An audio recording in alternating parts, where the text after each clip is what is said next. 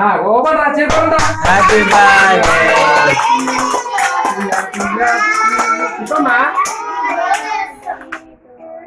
birthday నానం కట్టమ్మా నానం కట్టి చేస్తాను తినమ్మా తినా ఎలా అని తెలియదు ఇప్పుడు తెలుసు కదా అది తినమ్మా very good very good very good చెల్లికి పెట్టు చెల్లికి తిమ్మా